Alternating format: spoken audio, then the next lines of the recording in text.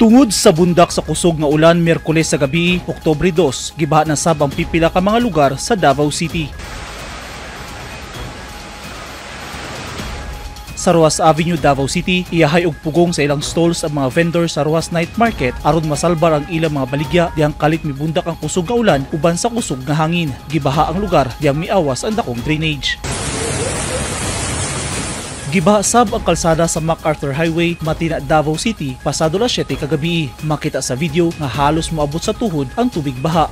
Hasta nga tubangan sa Poblasyon Market Central sa Sibanggoy Street, Poblasyon District, Davao City, gibaha sab nga resulta sa kusog nga ulan kagabi. Abot tuhod sab ang gilawmon sa tubig baha sa Chavez Street, Davao City kagabi. Dali sab dayon mihubas ang tubig baha ug mibalik na sa normal ang dagan sa trapiko. Sumala ni Lodiel Pinuon nga maminturahe og ligid sa kanto Roxas Avenue, problema gyud sa lugar ang baha, hilabi na kung mukalit og bundak ang kusog nga ulan. Taga Dresel, mga taga Bita Matuod. Mapita tuod. Kadugay oy kay ang kanang kanal magudya, mapuno gyud dayon. Labi nagkusog kay ulan nya. Labi ang dagat taob. Wala gyud diri murag dagat na diri. Kagabi gyud. Mosulod, manulod na tanan. Kabasa ang kanal sa magpuno ng kanal mo.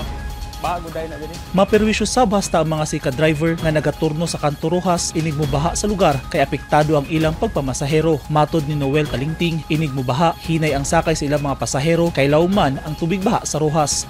Dili kalawso kay baha lagi mga pasahero dili man kay baha man.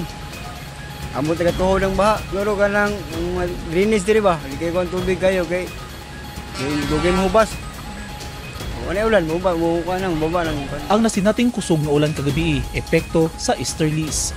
Eugene Hinutan, Newsline Philippines. Stay safe.